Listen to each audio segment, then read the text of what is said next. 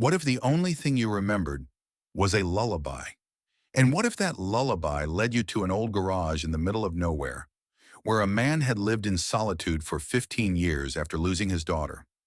This is the story of a girl who didn't know who she was, and a father who never stopped waiting for someone to come home.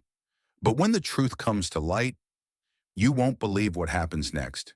If you believe that family isn't just written in blood, leave your first thought in the comments and hit subscribe so you won't miss what comes next. Because this story might just touch your heart in ways you never expected. Daniel Pierce didn't always live in silence, but ever since the day his wife died in a sudden accident and his daughter vanished without a single goodbye, every sound seemed to disappear with them. At the end of Willowpine Trail stood his garage, quiet as a forgotten memory. Once it had echoed with laughter, piano melodies, and stories shared at sunset. Now, all that remained were the clinks of a wrench and the crackling hum of an old radio playing songs no one listened to. Daniel didn't call it loneliness. He called it routine. People in Haven Rock still remembered him as the best mechanic in town, but they also knew he'd locked his heart away since that fateful night. No one ever crossed the threshold of the small house beside the garage. It used to be a home. Every so often, someone would catch a glimpse of him sitting at the dinner table, two place settings arranged, one untouched. No one dared to ask why. Daniel no longer dared to ask himself either. Then, one winter evening, as the snow fell quietly and the fireplace had long gone cold, he pulled down the garage door and heard something strange, a faint sound, like soft breathing, coming from behind the old truck layered in dust. And in that fleeting moment, the routine he'd clung to for 15 years began to crack. He didn't know it yet, but the person who just stepped into his life, without knocking, without a name, was about to make his silent world sing again. That night was so cold, even the wind seemed to shiver as it slipped along the metal walls of the garage. Daniel had just turned off the lights, a greasy rag still in his hand, when he heard it. Something soft. A faint stir, like the quiet breath of a memory waking up. He froze. It wasn't a rat. It wasn't metal contracting in the cold. It was human. In the patchy darkness behind the dusty tailgate of an old Ford was a small figure, a girl curled up like a wound that hadn't healed. An oversized coat covered half her face, and her legs were bruised blue inside torn shoes. Daniel stood motionless. He'd seen plenty of lost souls in his life, but never someone sleeping inside their own pain like this. He stepped back instinctively, not out of fear, but because something inside him stirred, a forgotten feeling of what it meant to share space with another soul, a feeling he'd forbidden himself for over a decade. His hand reached for the phone. He should call the police. But then, the girl whispered, not a full sentence, not even real words, a melody, barely formed. Golden light, don't cry. Mama's near. Daniel froze. That lullaby, only one person had ever sung it. Margaret, his wife. She wrote it for their daughter the night she was born. No one else ever knew it existed. In that moment, it wasn't the girl who was trembling. It was him. And not because of the cold. Some things are too perfect to be coincidences. The girl woke up in a worn-out kitchen where golden light streamed through torn curtains, casting soft shadows on the crack running down the porcelain cup Daniel had placed in front of her. Her lost gray eyes scanned the room as if silently asking, "Who am I? And why am I here?" She didn't remember her name, didn't know where she came from. But when Daniel asked, instead of answering, she hummed, not a popular tune, not something you'd ever hear on the radio. It was a lullaby that vanished with Margaret, the one she wrote in tears and dreams, the one she sang only to their daughter every winter night before sleep took over. Don't cry, my love, I'm near you now. The golden sky will hold you close. Daniel stood frozen, like a statue waking from stone. He reached for a drawer, his hands trembling as he pulled out an old cassette tape. The only recording Margaret ever made. He pressed play. The melody played, and Scarlett's voice joined it, not missing a single note. No one outside their family had ever heard that song. No one but his wife had ever known it existed.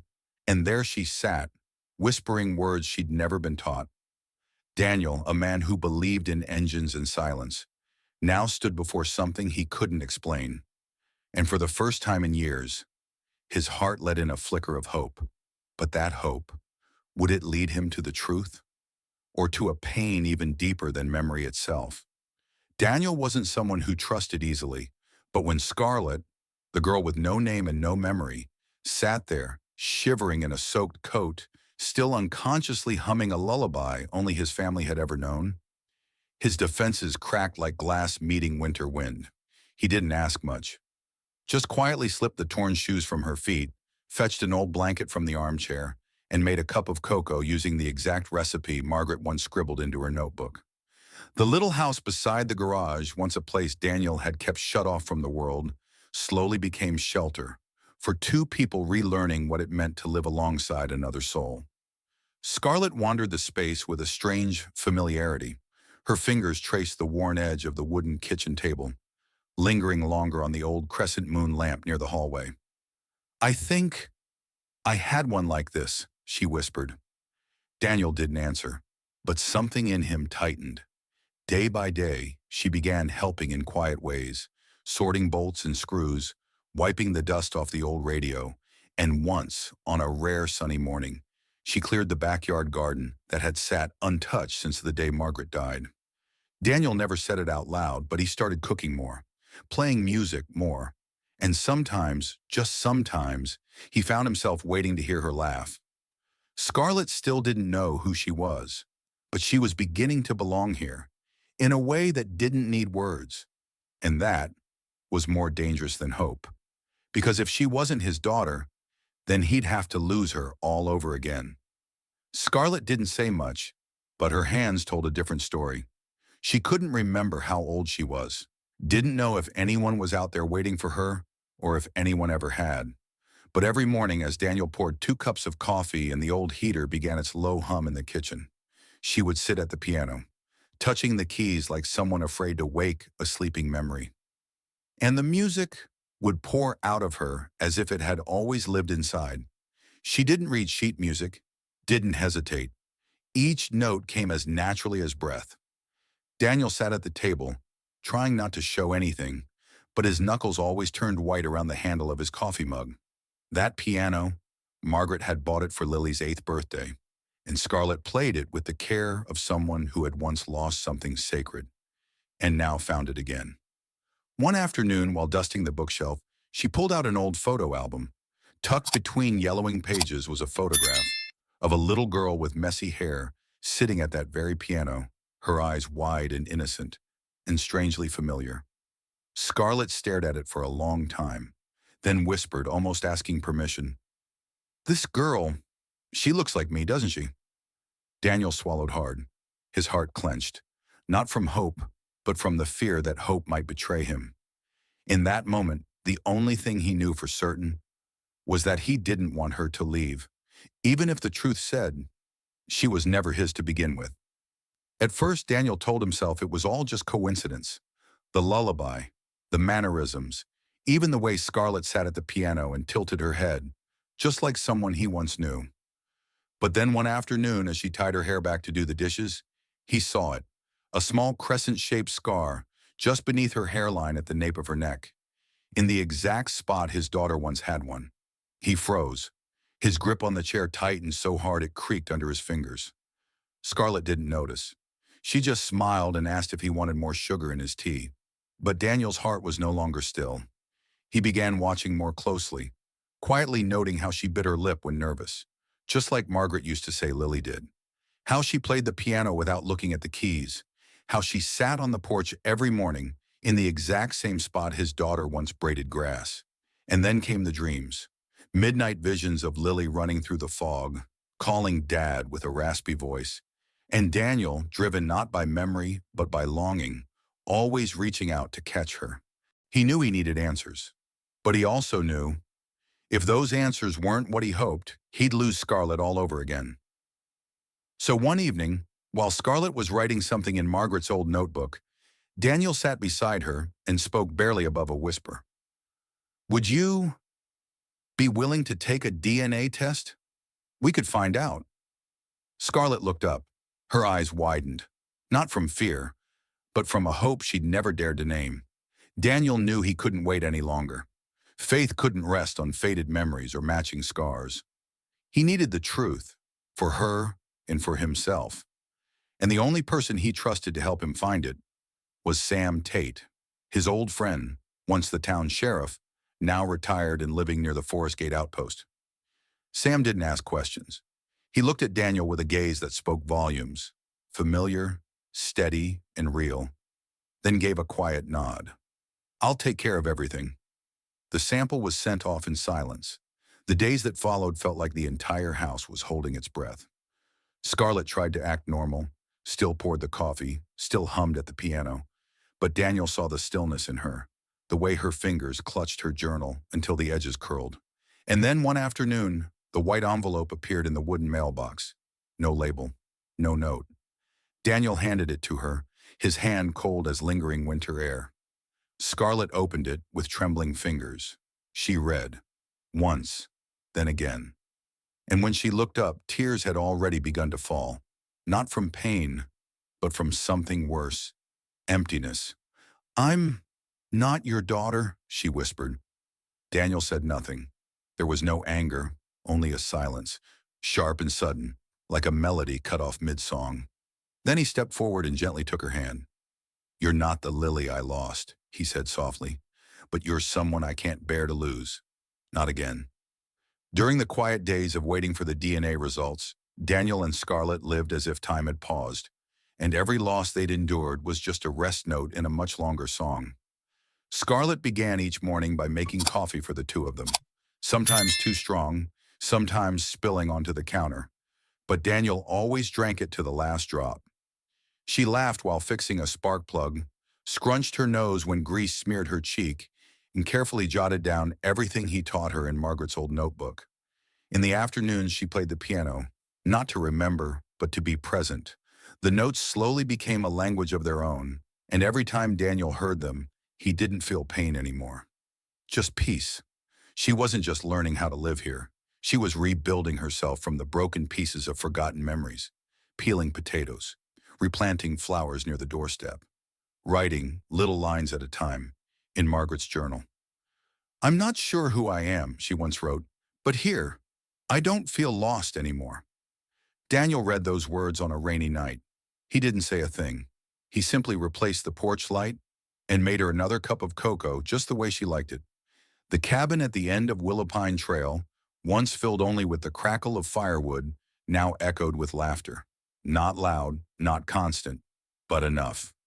Enough to pull a man who had once given up on the world back into the quiet, healing act of being a father, even if he wasn't sure he still had a daughter.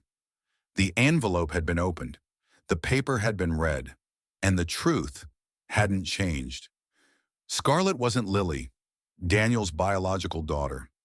No loud sobs, no shouts or blame, just a silence so heavy it hurt, like a song that stopped playing before anyone had the chance to strike the final note.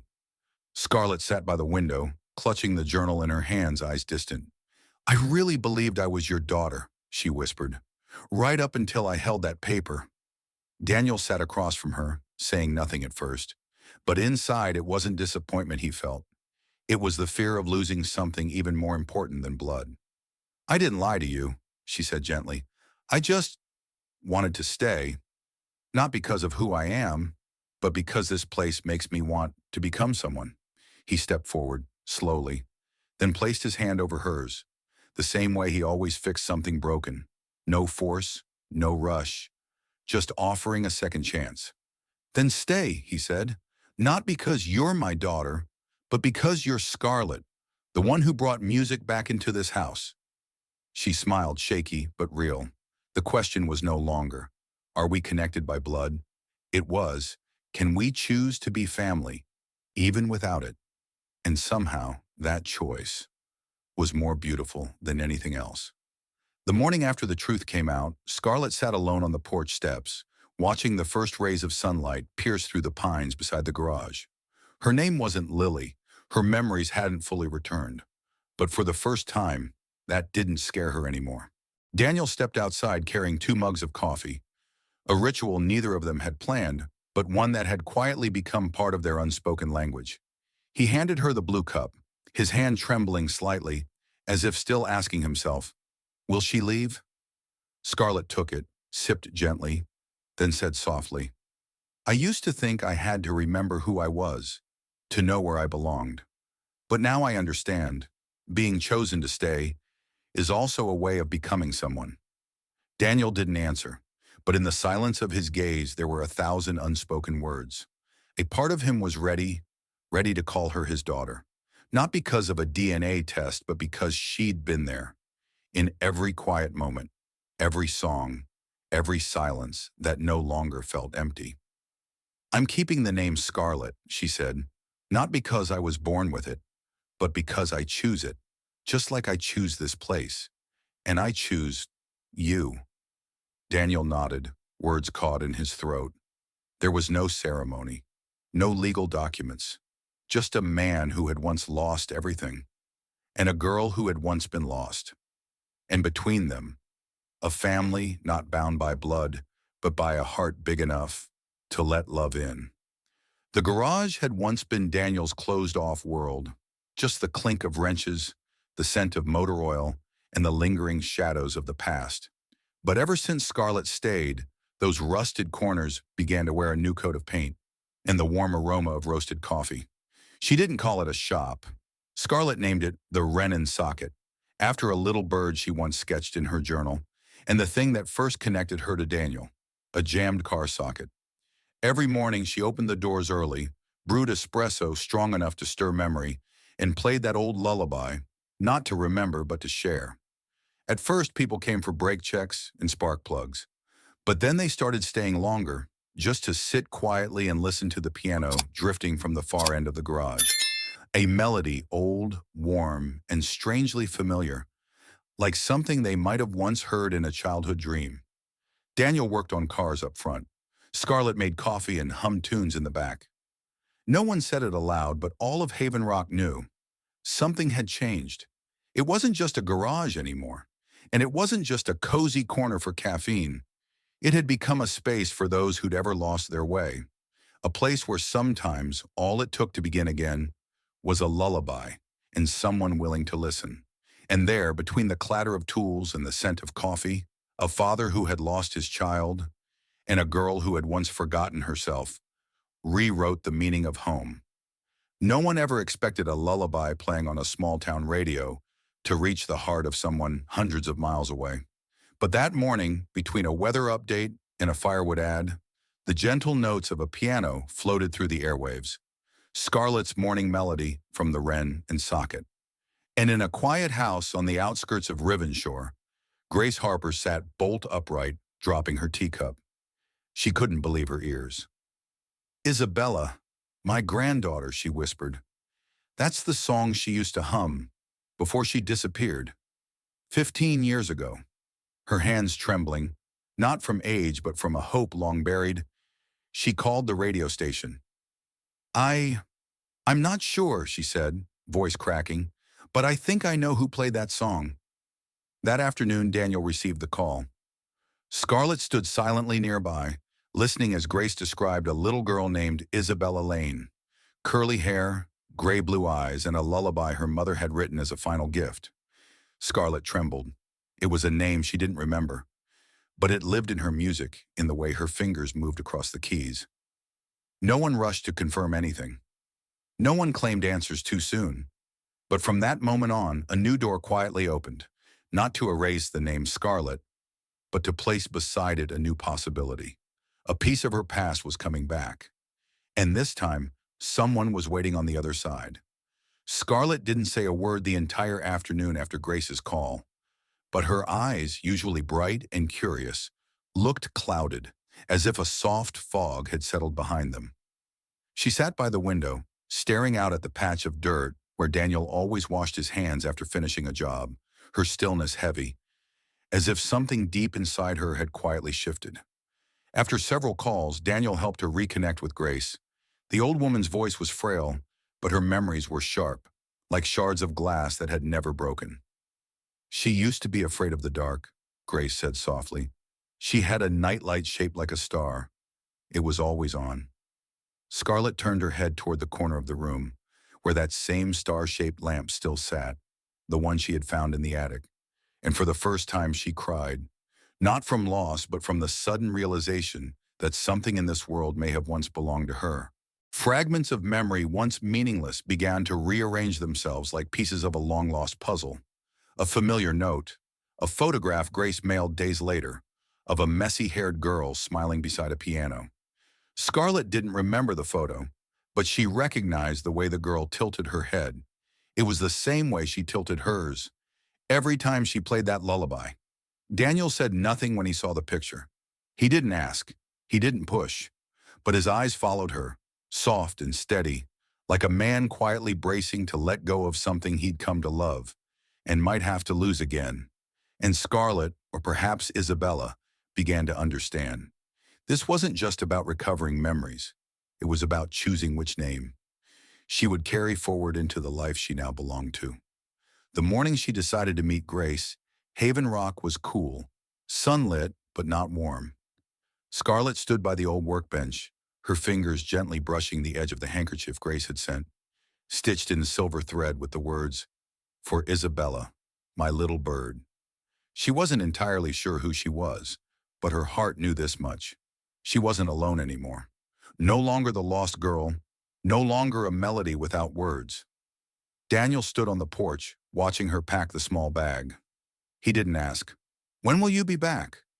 Instead, he poured her tea just like every morning and tucked a folded note beneath the rim of her cup. "No matter what your name is, you'll always be my daughter." Scarlett didn't cry, but her eyes turned glassy as she slipped the note into her coat pocket. "I'm going to see her," she whispered, "not to reclaim who I was, but to thank the people who never stopped looking for me." "And will you come back?" Daniel asked. "No," she said softly. "I never left. This is home." Daniel nodded, said nothing more, but his hand rested gently on her shoulder, a quiet squeeze that said everything words never could. Love, after all, doesn't need blood to be real. She climbed into the truck with a foggy past ahead of her, and behind her a small garage where a father had chosen to keep her, not with a birth certificate, but with patience and a lullaby. This wasn't a journey to leave something behind. It was a journey to return, to herself, completely. Scarlett returned from that trip not just with a name, but with a choice. She was no longer searching for a place to belong, because now she was building one, day by day. Daniel's old garage, once damp, dusty, and filled with the constant clatter of engines, had become something entirely different. There was still the hum of drills, still the scent of motor oil, but now it mingled with laughter, soft piano notes, and the sweet aroma of cinnamon waffles each morning. They named it the Wren and Socket, half joke, half truth, a place where you could fix your car, your heart, or just a bad day. Scarlett made coffee for the mailman, hummed lullabies for toddlers clinging to their moms. Daniel still fixed engines, but this time with a quiet smile and a radio that played that same lullaby every afternoon. The town of Haven Rock began to stop by more often, not just for tune-ups, but to hear her play, to sit for a while, to feel something they couldn't quite name, only that they left feeling lighter than when they came. And whenever someone asked, "Scarlett, why do you stay in this little place?" she'd simply smile, pour another cup of coffee, and say, "Because here I get to be exactly who I am. No perfect past, no need for all the answers, just someone beside me who never walks away." One crisp autumn morning, with dew still clinging to the garage windows, Daniel Pierce stepped outside alongside Scarlett. In his hands was a brand new wooden sign, simple white letters on a blue sage background. Pierce and Monroe, repair and remember. It wasn't just a name, it was a choice. Daniel was no longer just a lonely old mechanic. And Scarlett, now Isabella, was no longer the lost girl curled beneath a tattered coat. They had found each other, not through blood, but through the quiet decision to stay, to listen, to trust, to forgive. The garage still fixed engines, changed spark plugs, refilled oil, but now it also mended something else: the empty spaces inside people. Some customers didn't come for their cars at all. They came for a cup of coffee, a soft lullaby, and the quiet assurance that even if they felt broken, there was a place willing to piece them back together. That sign wasn't just for show. Every letter on it was a promise that together we can repair what's been shattered, no matter how deep the cracks run. That afternoon, they stood beneath their new sign. Daniel rested a hand on Scarlett's shoulder, and she held his hand tight in return. "We fixed our hearts," he said softly. "And each other," she added, her voice warm like late-season sunlight filtering through the trees. And in that silence, they both knew. No machine is ever perfect, but some people, even without shared blood, still choose to stay and never let go. Every morning, just as sunlight reaches the dew-kissed window panes, the sound of piano drifts softly from the corner of the garage, slow, gentle, familiar, like the heartbeat of a home rebuilt from silence. Scarlett, or Isabella, still plays that lullaby, a melody once forgotten, now brought back to life through every key she touches, not with memory, but with something deeper, what her heart has never let go of. And Daniel Pierce, the man who once locked himself inside the past for over a decade, now simply smiles from behind the coffee counter. He no longer asks who she is, because it doesn't matter anymore. She's not his biological daughter, but she's the one his heart had been waiting for. You don't need shared blood to call someone family. Sometimes all it takes is someone who stays when you finally open your heart. The old garage now bears a new name, a new purpose, and a soul of its own. Yes, it still repairs cars, changes oil, but more importantly, it mends the places this world forgets. All of it began with a lullaby, and a girl who didn't know who she was, but somehow trusted the right person. And what about you? Have you ever met someone who made you feel like home, even without sharing a name or blood? Tell us in the comments below. And if you believe the world needs more stories about kindness, healing, and second chances, subscribe, turn on notifications, and help us keep stories like this alive. We'll be right here every morning with a song and a seat saved just for you. From the story of Daniel and Scarlett, or more truthfully, Daniel and the girl who shared no blood with him, but belonged entirely to his heart, we learn something simple, yet profoundly true. Family isn't always where you're born. Sometimes it's where you're chosen to stay.